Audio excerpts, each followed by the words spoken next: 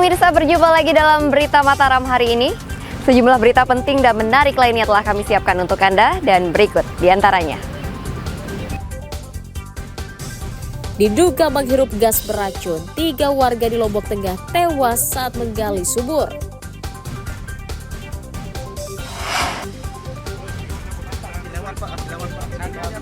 Penanganan kasus dugaan pelecehan seksual yang melibatkan seorang pemuda disabilitas dipantau langsung Kementerian Sosial.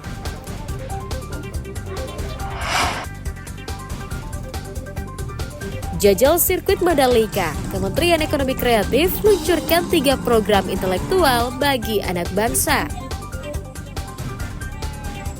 Bersama saya Rahayu Jafar, inilah berita selengkapnya.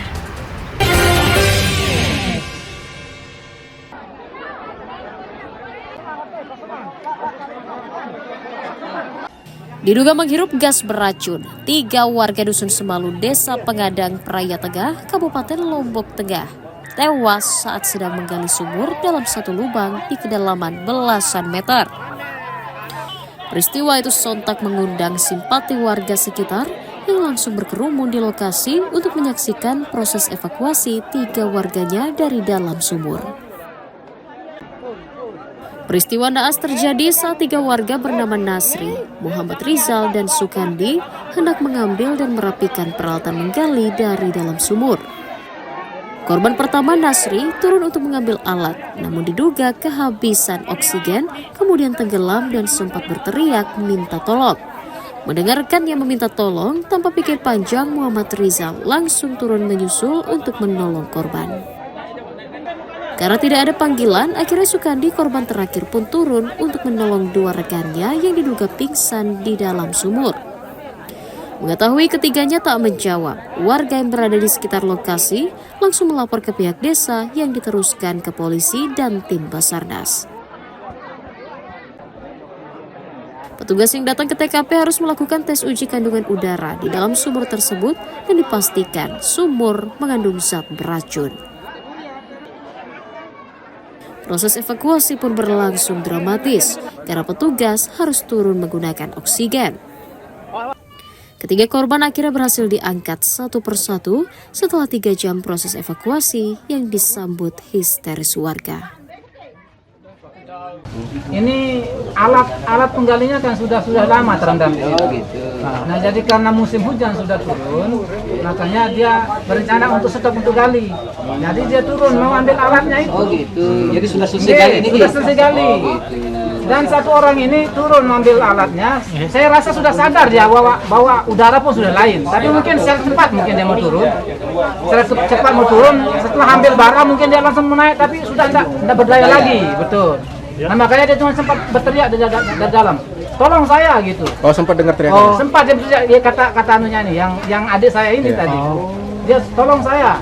Tuh lari lah, ini yang 1 orang ini lagi dari atas. Cari adik saya ini yang namanya Sukandi yang dia cari. Mondar mandir. Mana ini kakak Sukandi, tolong itu 1 orang sudah lemas jalan gitu. Setelah ketemu dengan Sukandi, dia langsung terjun juga. Yang 1 orang nyari ini, karena itu sudah ada bantuan lah mungkin dianggap begitu. Terjun dia beriringan dengan Sukandi, yang satunya dia mau bantu, langsung dia juga sudah lemas di dalam. Tentu kita melakukan proses evakuasi. Namun sebelum proses evakuasi kita melakukan dulu istilahnya pengecekan ya. Apa kira-kira kendala yang ada di dalam sumur ini sehingga nanti tim kami pada saat melakukan proses evakuasi tidak mengalami hal-hal yang tidak kita inginkan. Dari hasil pengecekan melalui alat kami itu ada kayak gas metana Pak, sekitar 20%. Sehingga tim pada saat melakukan proses evakuasi itu perlu kehati-hatian. Tapi alhamdulillah setelah melakukan proses evakuasi kerjasama dengan semua tim yang ada, alhamdulillah korban dapat kita evakuasi walaupun dalam kondisi meninggal dunia. Tidak ada dugaan keracunan gas metana? Kira-kira seperti itu Pak. Petugas menduga ketiga korban meninggal karena menghirup gas beracun saat berada di dalam sumur yang memiliki kedalaman 14 meter. Atas permintaan keluarga, jasad ketiga korban langsung dibawa ke rumahnya dan diserahkan ke keluarga untuk dimakamkan. Lukmanul Hakim melaporkan dari Kabupaten Lombok Tengah.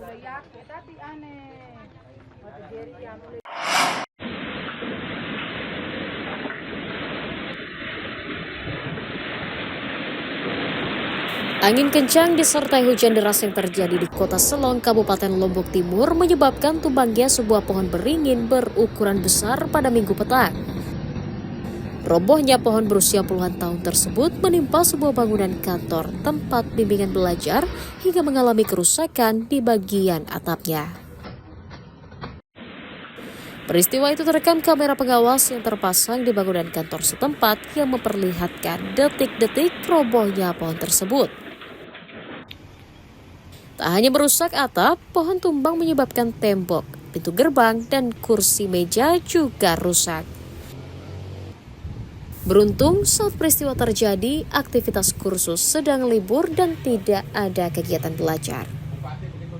Nah, jadi kebetulan memang kita lagi di dalam dan kemudian ada 2 orang yang istilahnya diam di luar untuk melihat situasi, dan kebetulan ada salah seorang yang jatuh kena di depan, cuman nggak tahu setelah pohonnya jatuh orang ngilang gitu. Itu yang kita cari kemarin. Oh, berarti sempat di sini, Bang? Ya, sempat di sini untuk yang kemarin. Kita ada sekitar berapa orang? 4 orang kemarin di sini. Cuman yang hampir kena seperti apa yang di video itu 2 orang memang. Petugas BPBD yang tiba ke lokasi langsung melakukan evakuasi ranting pohon dan baru selesai setelah 5 jam kemudian. Pada saat ini BPBD tidak bekerja sendiri, bersama tim, terutama juga dengan masyarakat yang langsung memberikan informasi tentang kejadian-kejadian yang terjadi, terutama akhir-akhir ini memang pohon tumbang yang paling banyak, dan akibat dari itu ada beberapa rumah warga juga yang tertimpa akibat pohon tumbang ini. BPBD mengimbau warga tetap waspada potensi angin kencang dan hujan deras saat berada di luar rumah karena rawan menimbulkan banjir dan pohon tumbang. Mutadun melaporkan dari Kabupaten Lombok Timur.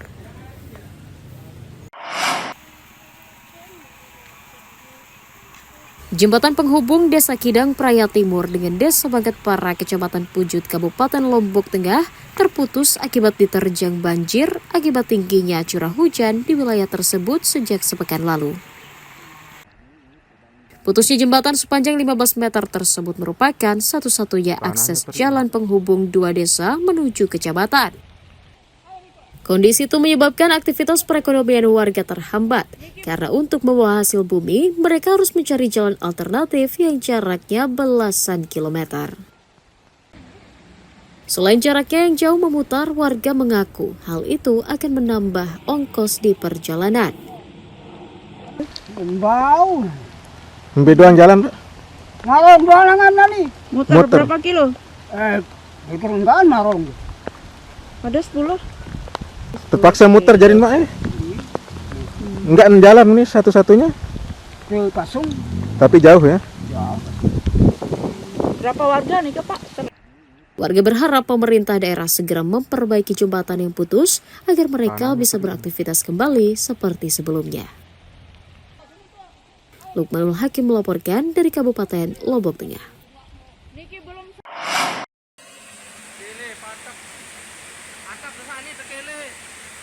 Badan Penanggulangan Bencana Daerah mengonfirmasi 5 kecamatan di Kabupaten Lombok Tengah masuk wilayah rawan bencana angin kencang.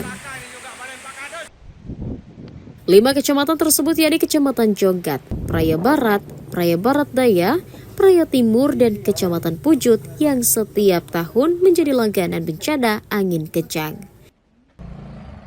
BPBD telah menyiapkan penanganan langkah tanggap darurat dengan menyiapkan tim evakuasi jika terjadi peristiwa bencana di wilayah Kabupaten Lombok Tengah. Pemda juga menyiapkan kebutuhan logistik berupa perlengkapan tidur seperti terpal, matras, dan tenda serta makanan siap saji untuk menghadapi dampak cuaca ekstrim. Kalau masakan seperti biasa ada gempa. Yang pada saat cuaca ekstrimnya ada 5 kecamatan. Mana saja itu? 5 kecamatan belum berdampak ke lain. Tapi kemarin ada laporan juga sudah mulai ada hujan yang kemarin ada longsor di KU di KU sih. BKU. BKU. Ya. Itu yang kecamatan mana saja, Pak Kalak? Yang kecamatan itu Jonggat, Praya Barat, Praya Daya, Pujut, sama Praya Timur. Itu yang rawan angin kencang ya? Rawan angin kencang. Selain mengimbau warga waspada saat beraktivitas di luar rumah, Pemda juga meminta warga melapor jika di wilayahnya terdampak bencana akibat peralihan musim saat ini. Lukmanul Hakim melaporkan dari Kabupaten Lombok Tengah.